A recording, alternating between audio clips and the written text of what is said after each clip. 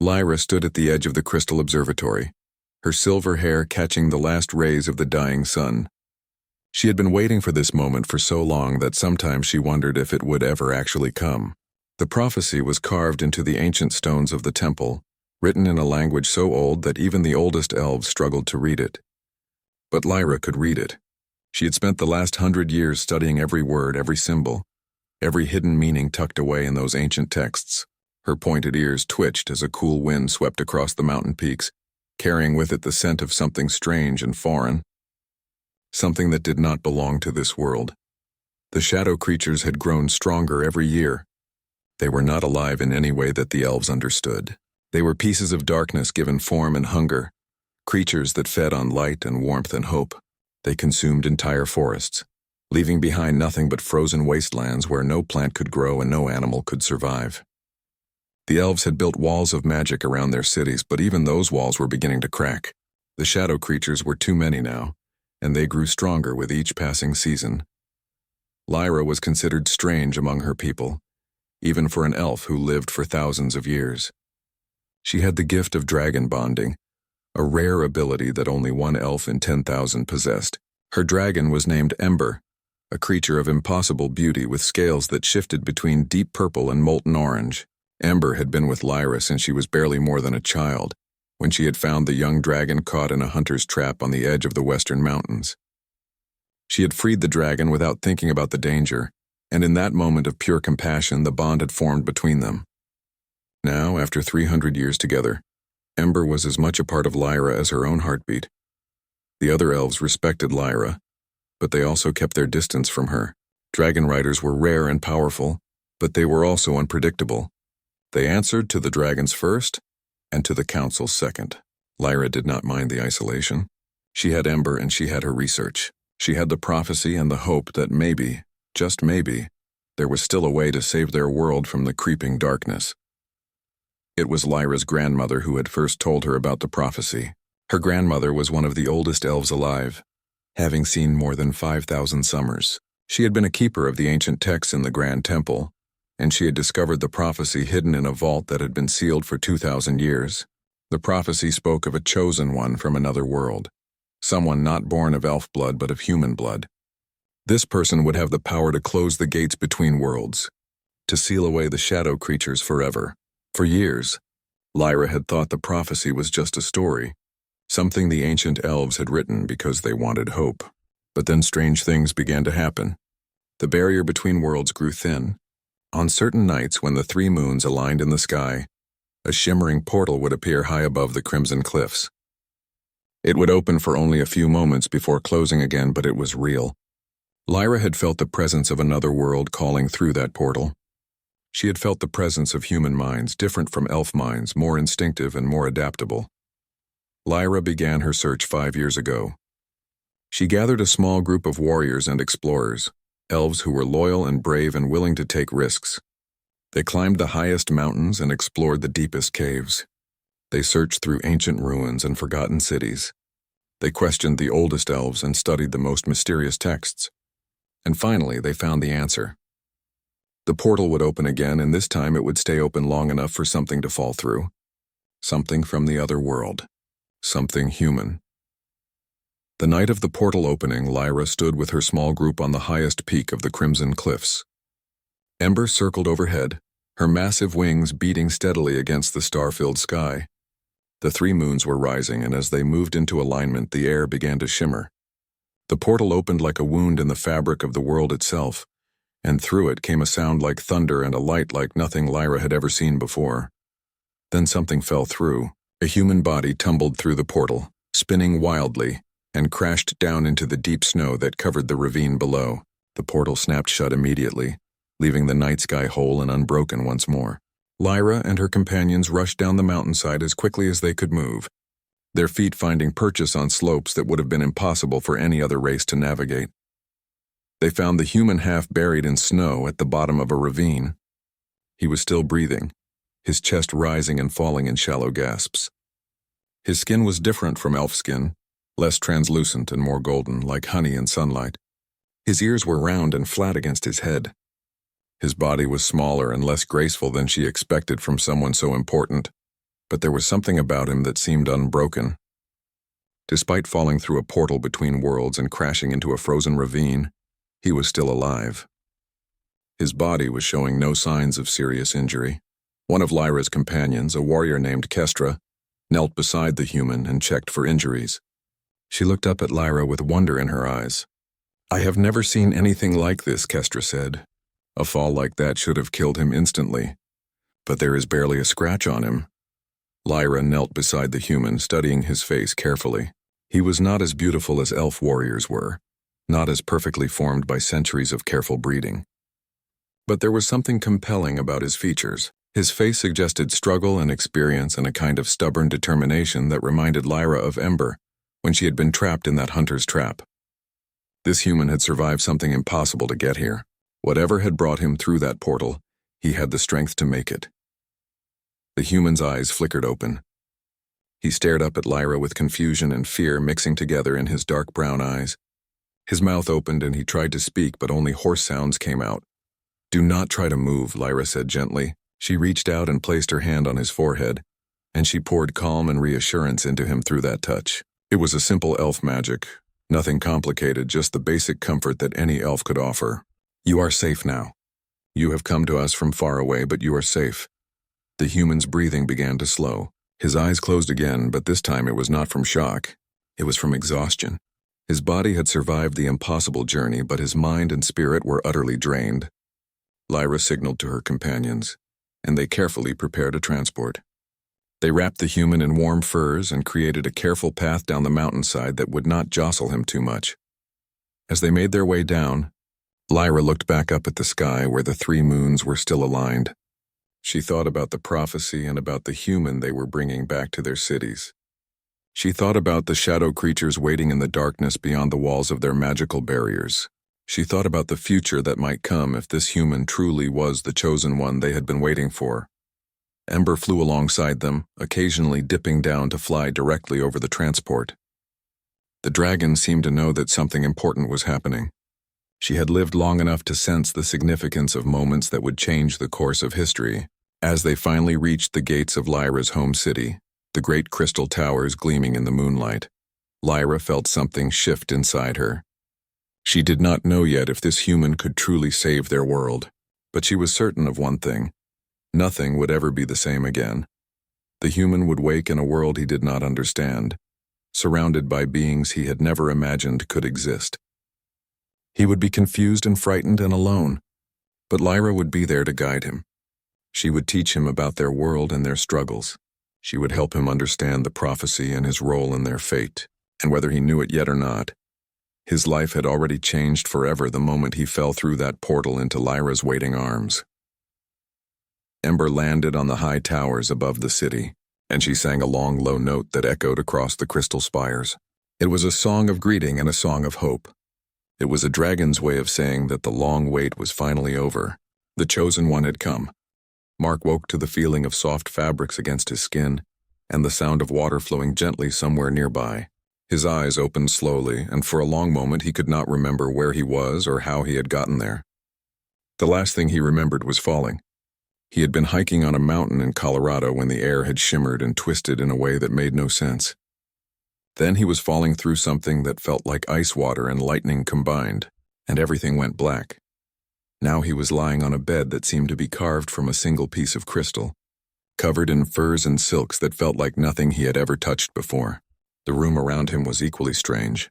The walls seemed to be made of solid light, glowing with a gentle blue luminescence that came from inside the stone itself, rather than from any kind of artificial lighting.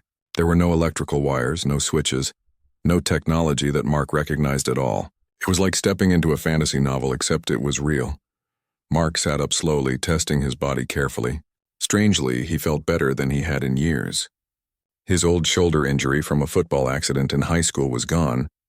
The chronic back pain that had plagued him since his 20s had vanished. Even his nearsightedness seemed to have improved. It was as if falling through that portal had fixed everything that was wrong with him. The door to the room opened silently, and a figure stepped inside. Mark's breath caught in his chest. She was tall, impossibly tall, with skin that seemed almost translucent in the glowing light. Her hair was silver, falling like waterfalls down her back. Her ears were pointed and elegant, moving slightly as she turned her head to look at him. She wore armor that looked like it was woven from starlight and solid air, and she moved with the grace of someone who had been fighting for centuries. "You are awake," the woman said. Her voice was like music, soft and complex, carrying layers of meaning that Mark felt rather than heard. "How do you feel?" "I feel strange," Mark said, and his voice sounded rough and harsh compared to hers. "I feel good, actually. Better than I've felt in a long time. But I have no idea where I am or who you are or what's happening." The woman smiled, and it was a kind smile, the kind of smile that made Mark want to trust her despite everything being completely insane. "My name is Lyra," she said. "You have fallen through a portal from your world into ours. You are in the city of Ethermore, which is the largest city of the Free Elves. What is your name?" "Mark," he said automatically. "Mark Harrison. But I don't understand. A portal? That's impossible. Things like that don't exist." Lyra pulled a chair over and sat down beside Mark's bed, and she began to explain. She told him about the shadow creatures and the war that had raged for hundreds of years. She told him about the elves and the dragons and the magic that flowed through their world like blood through veins. She told him about the prophecy and why he had been chosen to come here. As she spoke, Mark's disbelief slowly transformed into something closer to acceptance. He could see the truth in her eyes. He could feel the weight of her words. "So I'm supposed to be some kind of hero?" Mark asked. "I'm just a regular guy. I'm a software engineer from Boulder, Colorado. I've never fought anything more dangerous than a bad internet connection." "The prophecy does not choose heroes," Lyra said. "It chooses the ones who have the strength to become heroes. There is a difference." Over the next few days, Mark was taken on a tour of Ethermore. The city was incredible in ways that his mind could barely process. The buildings seemed to grow rather than be built, as if they had been coaxed from the earth itself into these magnificent crystal spires that caught and refracted light into 1,000 different colors. The streets were clean and perfect, lined with plants that glowed with bioluminescent flowers. The people moved through the city with purpose and grace, and everywhere Mark went, they stopped to stare at him. Lyra became his guide and his teacher. She explained the history of the elves, how they had lived in this world for tens of thousands of years, developing magic and culture and societies that were far more advanced than anything humanity had achieved. She explained how the shadow creatures had started appearing about 500 years ago, slowly at first but growing more numerous every year. She explained how the elf councils had tried everything to stop them, but nothing had worked. The shadow creatures were too many and too powerful. On the third day, Lyra took Mark to meet her dragon. Ember was unlike anything Mark had ever imagined. She was massive, easily as long as a train car, with scales that seemed to shift between colors depending on how the light hit them. Her eyes were intelligent and ancient and kind, and when she looked at Mark, he felt something shift inside him. It was like recognizing someone he had known for his entire life. "This is Ember," Lyra said. "She has been my companion for 300 years. She is the reason I believe in the prophecy." Ember approached Mark slowly and carefully, the way someone might approach a frightened animal. She lowered her great head, and Mark found himself reaching out without thinking about it. He touched her scales, and they were warm and smooth, and under his hand he could feel the power that flowed through her. It was like touching lightning that had been captured and made solid. "Dragons are not servants," Lyra explained. "We do not control them. We bond with them, and that bond is sacred. It is based on trust and respect and love. Ember has chosen to accept my companionship, just as I chose to free her from a trap when I was young. Can I bond with a dragon?" Mark asked. Lyra looked at him thoughtfully. "I do not know," she said. "No human has ever tried before. But the prophecy speaks of your power to walk through flame and not be burned. Perhaps you have a connection to dragons that we do not yet understand." Over the following weeks, Mark began to understand his new world better. He learned the language of the elves and was shocked to discover that knowledge seemed to pour into his mind through their teaching methods. It was as if his brain had a capacity for learning that went far beyond what he had experienced in his old life. Lyra taught him to fight, and despite his lack of formal training, he picked up sword techniques and combat strategy with ease. He trained alongside elf warriors and discovered that his human body, while smaller than an elf's, had different advantages. He was quick and adaptable, and had a flexibility that elf warriors had to work hard to develop. But the most important discovery came on Mark's 45th day in Ethermore. Lyra decided to test him against dragonfire. She brought him to a training ground far outside the city, a vast rocky plain where nothing grew. Ember was there and 3 other dragons circled overhead. "Stand there," Lyra commanded, pointing to a spot directly in front of Ember's open mouth. "When I give the signal, Ember will breathe her fire. Do not move. Do not panic. Just stand and let the flames come." Mark's heart was pounding so hard he thought it might burst out of his chest. This was insane. This would kill him. But as he looked at Lyra's face and saw the certainty there, he found himself walking to the spot anyway. He stood still, watching Ember's jaw open wider. He could feel the heat building inside the dragon, feel the presence of fire ready to be released. Lyra raised her hand, and Ember breathed flames that seemed to reach up and touch the sky. Fire poured across the rocky plain like a river of liquid light, and it engulfed Mark completely. He stood in the center of the inferno, and the flames parted around him like water around a stone. He could feel the heat, but it did not burn him. The fire could not touch him. His clothes did not even singe. When the flames stopped, Mark stood untouched in the center of the scorched earth. The other dragons sang out in triumph, a sound that echoed across the mountains. Lyra ran to him and grabbed his hands, and tears were streaming down her face. "The prophecy is true," she said, her voice shaking with emotion. "You are the one. You truly are the chosen one." For the first time since he had arrived in this impossible world, Mark began to understand what he was meant to do here. He was not just a random human pulled into a fantasy story. He had a purpose.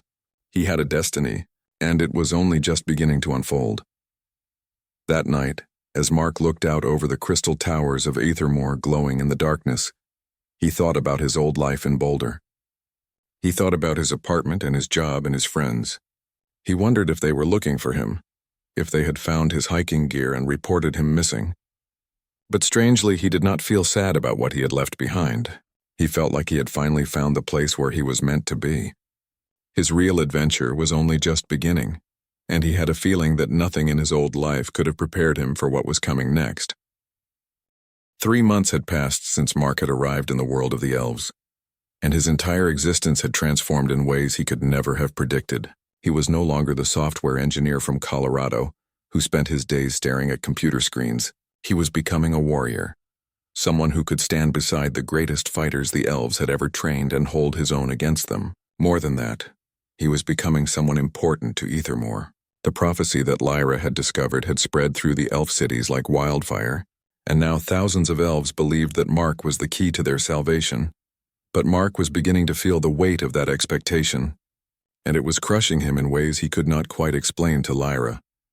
He had always been comfortable in the background, solving problems in quiet ways, letting other people take the credit and the attention. Now he was being called the Chosen One, the human savior, the bridge between worlds. At night he would lie awake in his crystal chamber and wonder if he was truly worthy of all this hope and faith. The training had become intense. Lyra pushed him harder every day, not out of cruelty but out of necessity. The shadow creatures were growing stronger and bolder. They had begun to move against the outer settlements of the elf kingdoms, and more warriors were being lost in the fighting. The councils had decided that they needed to move forward with the plan to close the gates between worlds. But before they could attempt something so dangerous and complex, Mark needed to be ready. He needed to be more than ready. He needed to be perfect. Lyra herself was changing as well. She had always been distant from other elves, more comfortable with dragons than with her own kind. But as she spent more time with Mark, teaching him and training him, something in her began to shift. She smiled more often. She laughed at his attempts to master elf culture and his confused reactions to things they considered ordinary. She looked forward to their training sessions in a way that went beyond professional obligation. One afternoon, during a break in their training, Lyra and Mark sat together on a high cliff overlooking the eastern valley. Ember lay on a nearby ridge, her massive body curled up like a contented cat. Her eyes half closed as she watched the two of them. "I have been thinking about something," Lyra said, her voice careful and measured. "When we close the gates between worlds, when we seal away the shadow creatures, what will happen to you?" Mark had been avoiding this question for weeks. The truth was that he did not know. The prophecy spoke of him closing the gates, but it did not speak of what would happen afterward. There had been moments when he wondered if he was supposed to sacrifice himself, to give his life as the price for sealing the gateway. He had not asked Lyra about it because he was afraid of the answer. "I do not know," Mark admitted. "Do you?" "No," Lyra said, "but I have spent the last 100 years studying the prophecy and the ancient texts. There are hints and suggestions, but nothing clear. Some believe that you will be able to return to your world once the gates are sealed. Others believe that the gate will seal with you on the other side of it, trapping you here forever. And some believe that you will not survive the process at all." "That's comforting," Mark said, trying to make a joke of it, but his voice came out wrong. Lyra reached over and took his hand. Her skin was warm and soft, and her grip was gentle but strong. "The elves have a saying," she said. "When the moment comes that you must choose between your life and the lives of countless others, you have already lost your life the moment you make that choice. The only question is whether your death will have meaning." "That's not comforting either," Mark said. "No," Lyra agreed, "but it is true." They sat together in silence for a long time, watching the sun paint the sky in shades of orange and red. Ember's breathing was deep and rhythmic, and there was a peacefulness to the moment that Mark wanted to preserve forever. He knew that soon everything would change. The councils had given him 2 more months to prepare. 2 more months before they would attempt to close the gates and end the war against the shadow creatures.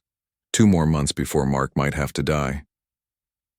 The thought should have terrified him, but it did not. Instead, it made everything more vivid and more real. Every moment with Lyra felt precious. Every sunset was brighter. Every conversation with Ember felt like a gift. He was beginning to understand something that most humans never had to learn. That meaning came not from living long, but from living truly. On the night before they were set to leave Ethermore to travel to the gate, Mark and Lyra walked through the city together. The crystal towers glowed with gentle light, and the streets were peaceful and quiet. There were other elves out and about, and they stopped to watch Mark pass. Some bowed. Some sang soft songs of blessing. Some simply watched with eyes full of hope. They came eventually to the highest tower in the city, the Tower of Light, where the oldest and wisest elf priests kept the most sacred texts and artifacts. Lyra took Mark inside and up countless spiraling stairs until they reached a chamber at the very top of the tower. Inside was a vast crystal chamber filled with books and scrolls and objects of power that Mark could not begin to understand. "I want to show you something," Lyra said, and she took him to a pedestal at the center of the chamber.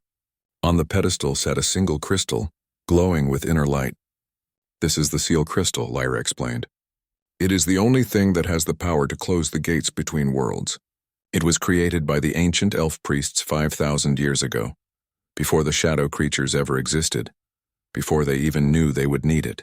But somehow they created it anyway, as if they could see into the future and knew that one day we would need it to save ourselves." Mark reached out and touched the crystal, and the moment his fingers made contact, visions flooded his mind. He saw the gates between worlds, massive and terrible and beautiful all at once. He saw the shadow creatures pouring through like a tide of darkness. He saw elf warriors fighting and falling. He saw dragons burning the sky with their flames. And he saw himself, standing alone before the gates, holding the crystal and making a choice. In the vision, he thrust the crystal toward the gates, and light poured from it like nothing he had ever imagined. The light was bright enough to fill entire worlds, bright enough to burn away all darkness. And as the light spread, Mark felt himself beginning to disappear, felt his body becoming lighter, felt himself beginning to fade away like smoke in the wind. The vision ended, and Mark staggered backward. Lyra caught him, holding him steady. "What did you see?" she asked urgently. "I saw what happens when I close the gates," Mark said, his voice hollow. "I saw myself disappearing. I saw myself becoming light." Lyra's face went pale. "The prophecy does not explain what happens to you," she said. "We have read it 1,000 times. It simply says that you will close the gates and that the chosen one will be transformed." "Transformed," Mark repeated. "Is that what I am? Just a tool to be used and then discarded?" "No," Lyra said fiercely, and she gripped his shoulders, forcing him to look at her. "You are not a tool. You are a person. You are someone I have come to care about deeply. You are someone who matters, not because of a prophecy, but because of who you are. And I will not let you simply fade away into light without fighting for another way." "What if there is no other way?" Mark asked. "Then we find one," Lyra said. "Together." The next morning, as preparations were being made for their departure, Lyra called together the elf councils. She told them what Mark had seen in his vision. There was debate and argument and discussion that went on for hours. But in the end, they reached a decision. They would proceed with the plan, but they would also pursue another possibility. Perhaps there was a way for Mark to close the gates and survive. Perhaps the prophecy could be fulfilled in a different way than anyone had imagined. Perhaps the Chosen One did not have to disappear into light at all. It was a thin hope, barely more than a whisper. But it was hope nonetheless. As Lyra, Mark, and Ember prepared to leave the city, heading toward the gates between worlds, Mark felt something he had not felt before. He felt determined. He felt purposeful. He felt like he belonged in this world. Not because the prophecy said so, but because he had chosen to be here. And if he had to give everything to save this world and the people in it, then at least he would do it on his own terms, with his eyes open, with his heart full. Whatever happened at the gates, Mark Harrison would face it with courage. He would not go quietly into the light. He would fight for every moment, every breath, every possibility. He was no longer just a human who had fallen through a portal. He was a warrior. He was the Chosen One, and he was going to change their world forever. The journey from Ethermore to the gates between worlds took nearly 3 weeks, and with each day that passed, Mark could feel the darkness growing closer. The land around them was changing. The grass was becoming gray and brittle. The trees were turning black and bare. The sky itself seemed to be losing color, fading from blue to a sickly white that hurt to look at for too long. They were entering the realm of shadow, the borderland where the two worlds bled into each other, and where the shadow creatures were strongest. Their army had grown to 500 warriors, and with them came 7 dragons. Lyra had called in favors from every elf kingdom, asking for their strongest fighters and their most skilled dragon riders. There was Kestra, who had been with Lyra on the night they found Mark and who had become one of his closest friends. There was Theron, an ancient elf with silver scars running across his face from battles fought 1,000 years ago. There was Mira, a young dragon rider barely older than Mark, whose dragon was even larger and more powerful than Ember. And there were many others, all of them carrying the weight of hope and fear in equal measure. They camped at night in protective circles, with magic barriers raised around their perimeter. The barriers kept the shadow creatures out, but Mark could still feel them pressing against the magical walls. He could feel their hunger and their hatred. They knew that the Chosen One had arrived, and they were desperate to stop him before he could reach the gates. On the 5th night, the shadow creatures attacked directly. They came at dusk, pouring across the darkened landscape like a tide of ink. They were not like any creatures Mark had ever imagined. They had shapes that were almost recognizable, almost animal or humanoid, but they were wrong in fundamental ways. Their limbs bent at angles that should have been impossible. Their faces had too many eyes or no eyes at all. They moved with a jerky, unnatural motion that made Mark's mind hurt to look at. But the elves had been fighting them for centuries, and they knew exactly how to respond. The dragons moved first, launching themselves into the air and unleashing their fire upon the approaching shadow creatures. The flames burned them away, creating holes in the darkness that were quickly filled in by more creatures pouring forward. The elf warriors moved next, their weapons singing through the air, their magic creating walls of light and force that pushed the shadow creatures back. Mark fought alongside Lyra and Ember in the center of the battlefield. Lyra had given him a sword made of star iron, a metal that had been forged in the heart of dying stars and shaped by magic that predated human civilization. The sword hummed in his hands, responding to his will as if it were an extension of his own body. Every creature he struck was burned away by the light that poured from the blade, but there were so many of them. Wave after wave, the shadow creatures kept coming, and with each passing moment, the barrier around the camp grew weaker. Lyra was beginning to show signs of exhaustion, her magic being drained by the effort of holding the barrier up. "We have to end this," Mark said to her during a brief lull in the fighting. "We can't keep defending like this forever." "You are not ready yet," Lyra said, blood running down her face from a cut above her eye. "The gates are still 3 days away. You need more time to prepare yourself." "I don't think time is something we have," Mark said. He looked around at the battlefield. The elves were fighting bravely, but they were losing. For every shadow creature that fell, 2 more seemed to take its place. The dragons were growing tired. The warriors were being pushed back. If this continued, they would all be dead within hours. Without thinking about what he was doing, Mark reached down and pulled out the seal crystal that Lyra had entrusted to him. The moment his fingers touched it, he felt a surge of power flow through him. It was overwhelming and beautiful and terrifying all at once. The power filled him completely, burning through his body like liquid fire. But where the dragon fire had burned away his human limitations, this power seemed to be burning away his human nature itself. Mark held the crystal up, and light poured from it like a beacon cutting through darkness. The shadow creatures shrieked and tried to retreat, but the light was too strong. It spread across the battlefield faster than they could run, and everywhere it touched, the shadow creatures were burned away. The darkness retreated, pulling back from the elf army like a tide going out. For a moment, there was silence. The shadow creatures were gone, at least for now. The barrier around the camp was intact. The elves had survived, but Mark was changed.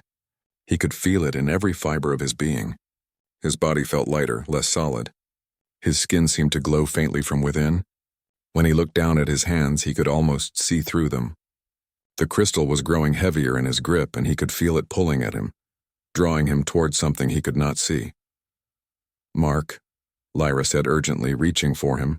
"Mark, can you hear me?" Mark turned to look at her, and he saw tears streaming down her face. "I'm still here," he said, "but I don't know for how long."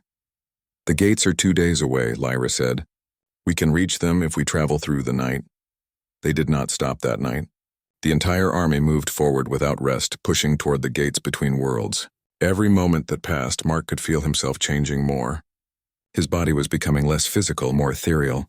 He could walk through solid objects now without touching them. Other people had to look directly at him to see him clearly, or his form would become nearly invisible. The land around them was growing stranger and more terrible. The sky had become a sickly green color, and there were no clouds, just a flat expanse of wrongness stretching overhead. The ground itself seemed to be moving sometimes, shifting like liquid beneath their feet. This was the true borderland, the place where reality itself was thin and weak. On the second day, they reached the gates. They were impossibly large, towering thousands of feet into the air. They looked like they were made from darkness itself. Solid shadows held in a vaguely rectangular shape. But around the edges of the gates, Mark could see colors bleeding through. Colors from the shadow creature's home world. He could see movement in those colors, feel the presence of millions of shadow creatures waiting on the other side, pressing against the gates, hungry to pour through into the world of the elves. Lyra stood beside Mark as they approached the gates, and she took his hand. Her grip was warm and solid and real, an anchor to keep Mark from drifting away completely. "I have been thinking," Lyra said, "about what you saw in your vision, about you disappearing into light." "And what have you decided?" Mark asked. "That the prophecy can be interpreted in many ways," Lyra said. "Transformed does not necessarily mean destroyed. Perhaps you will become something new, something neither human nor elf, neither fully of this world nor fully of the shadow world. Perhaps you will exist in the space between, keeping the gates closed from the inside." "I don't think I get to exist at all," Mark said. "I think when I use the crystal to close the gates, the energy will consume me. Then we will find a way to bring you back," Lyra said fiercely. "I will find a way. I promise you that." As they stood before the gates, Ember landed beside them, and her massive form seemed to fill the world. The dragon pressed her head against Mark, and he felt her consciousness touching his through their bond. She was giving him her strength, all the power and wisdom she had accumulated over her centuries of life. She was offering him everything she had because she loved Lyra, and Lyra loved this strange human who had fallen through the sky. Mark could feel the shadow creatures beginning to break through the gates. The darkness was pouring out in greater quantities now, spreading across the ground like floodwater. In a few moments, the gates would fail completely, and the shadow creatures would overrun the elf army. There was no more time to wait, no more time to prepare. It was time to fulfill the prophecy. Mark held the seal crystal up, and he prepared himself for whatever transformation was about to occur. Behind him, he could hear the elf warriors preparing for one final stand, gathering their strength for a last battle that might very well be their last. In his heart, he carried the image of Lyra's face, her silver hair and pointed ears and eyes full of fierce love and determination. "Goodbye," he whispered, though he did not know if he was saying it to Lyra or to himself, or to the human he had been before falling through the portal that had changed his life forever. And then he thrust the crystal forward, and the light began to spread. The light that poured from the seal crystal was not like any light that had ever existed in either world. It was white and gold and silver all at once, and it carried within it the power of creation and destruction, merged together into something completely new. The light spread across the battlefield like a living thing, consuming everything in its path. Shadow creatures shrieked and dissolved into nothingness. The darkness that had covered the land for so long was burned away, leaving behind only clear skies and green earth. Mark stood at the center of that light, and he could feel himself being unmade and remade simultaneously. His human body was dissolving, becoming less solid and more ethereal with each passing moment. But as his physical form was being destroyed, something else was being born, something that was neither human nor elf, neither solid nor incorporeal, but something entirely new. He was becoming the living seal that would keep the gates between worlds closed forever. As his consciousness expanded beyond the boundaries of his dying body, Mark could see everything. He could see the shadow creatures retreating back through the gates, driven back by the overwhelming light. He could see the elf warriors standing triumphant on the battlefield, exhausted but alive. He could see Lyra, and he could feel her consciousness reaching out toward his as he began to fade away. "No!" Lyra screamed. "No, Mark, come back. Come back to me." Mark wanted to answer her, wanted to tell her that he had not really left, that he would always be with her in a way that was deeper than physical presence. But he could not form words anymore. He could only feel the dissolution and transformation that was happening to him. The light was taking him apart piece by piece, atom by atom, until there was nothing left of the human who had fallen through the portal, what felt like both a moment ago and a lifetime ago. The gates were closing. Mark could feel them responding to his power, to his transformed nature. The massive shadows that had towered before him were beginning to contract and collapse inward. The holes that led to the shadow creature's world were sealing shut, one by one. The hunger and malice that had been pressing against the barrier for so long was being pushed back, further and further away, until it became nothing more than a distant memory. But just as the gates were almost completely sealed, just as Mark felt the last threads of his consciousness beginning to fade away into permanent dissolution, something unexpected happened. A connection formed between him and Ember. The dragon was offering him a lifeline, a way to anchor his consciousness even as his body was being transformed. Through the bond they had formed over the months of his time in this world, Ember was holding onto a piece of Mark's essence, keeping it from completely dissolving into the light. And then Lyra was there, holding onto that connection as well. She wrapped her will around the thread that Ember had created, and she pulled with all the strength of her ancient elf magic and her fierce human love. She refused to let Mark disappear completely.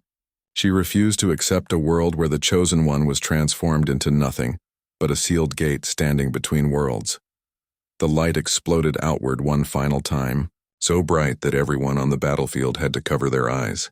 The gate sealed with a sound like thunder, like the birth of worlds, like the end of all things and the beginning of everything new. The shadow creatures were sealed away, trapped on the other side of an impenetrable barrier, their hunger forever denied, their hatred forever contained. And then everything went quiet. When Lyra could see again, she looked toward the gates and gasped. Where there had been a massive portal of swirling darkness, there was now something different. There was a figure made entirely of light standing at the center of the gates, holding them closed from the inside. And even though the figure had no face and no features that Lyra could recognize, she knew exactly who it was. She could feel Mark's presence in that light, could feel his consciousness still existing in a form that transcended physical reality. "Mark," she called out. "Can you hear me?" The light figure turned toward her, and Lyra felt a wave of warmth wash over her. It was an answer. It was confirmation that Mark was still there, still aware, still able to perceive the world around him, even though he had been transformed into something entirely different. "Is there any way to bring you back?" Lyra asked, tears streaming down her face. "Is there any way to restore your human form?" The light seemed to pulse, and Lyra understood the answer without words being spoken. There might be a way, but it would take time. It would take ancient magic and powerful sacrifice. It would take a quest that might last for years or centuries. But if Lyra was willing to search for it, if she was willing to dedicate herself to finding a way to bring Mark back to his human form, then it was possible. Nothing was impossible for those who loved deeply enough. "I will find a way," Lyra said fiercely. "I promise you, Mark Harrison, I will not rest until I have found a way to bring you back from the light." She felt Mark's presence brush against her mind, and she understood what he was trying to tell her. He did not need her to bring him back right away. He was not suffering in his current form. He was comfortable in the space between worlds, holding the gates closed, knowing that the shadow creatures could never break through his will. But he was also grateful for her promise, grateful for her determination, grateful for her love. Over the following days, the elf army returned to their cities as heroes. The shadow creatures had been sealed away, and for the first time in 500 years the elves could feel true peace settling over their lands. The magic barriers came down. The cities opened their gates wide. The forests began to bloom again, as if they had been waiting for this moment to finally exhale. Lyra became the keeper of the gates, the one elf charged with the responsibility of maintaining the seal that Mark had become. She traveled to the gates every day and spent hours simply sitting before the light figure that was Mark's transformed self. She told him about what was happening in the cities, about the celebrations and the rebuilding and the new hope that was spreading through elf society. She told him about Ember, who refused to leave the gates and spent her days lying nearby, close to her bonded elf and her human friend. 5 years after Mark had closed the gates and transformed into light, Lyra discovered something in the deepest archives of the oldest elf temples. There was an ancient spell, written by the very priests who had created the seal crystal centuries ago, that described a way to restore a transformed being back to physical form.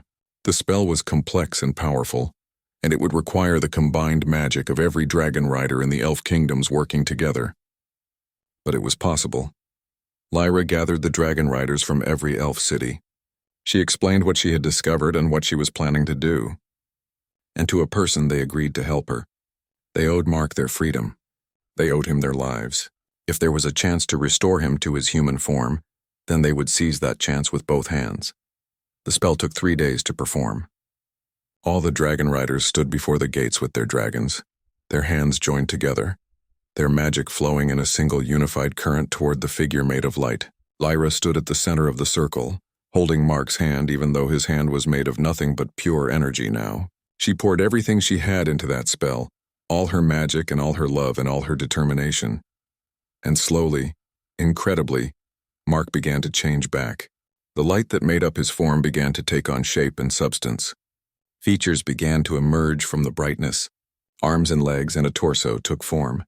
A face appeared and Lyra would have recognized it anywhere, even though it was different now, glowing faintly with an inner light that had not been there before. Mark gasped and fell to his knees as his body became solid again. He was breathing, really breathing, air filling his lungs and his heart beating in his chest. He was human again, mostly, though he could feel the changes that had been made to him during his time as the living seal. He was no longer entirely mortal. He carried within him a piece of the light, a piece of the power that had transformed him. But he was alive, and he was conscious, and he was free. Lyra was beside him in an instant, pulling him into her arms, holding him as if she would never let him go again. She was laughing and crying at the same time, and Mark wrapped his arms around her and held her tight. "I told you I would find a way," Lyra whispered into his hair. "I told you I would bring you back." "You did," Mark said. "You saved me, Lyra, just like I saved your world." Ember approached them both and lowered her head, pressing it gently against them both. The dragon sang a low, long note of joy and triumph and love, a sound that echoed across the mountains and reached all the way to the elf cities below. That night, as Mark and Lyra stood together on the highest point near the gates, looking out over the elf lands that had been saved, Mark felt something he had not felt in 5 long years. He felt human again. He felt whole. He felt like he belonged to this world in a way that went beyond prophecy or destiny or duty. He belonged here because he had chosen to stay. He belonged here because he loved an elf with silver hair and pointed ears. He belonged here because he had found his home. "What happens now?" Lyra asked him as if she could read his thoughts.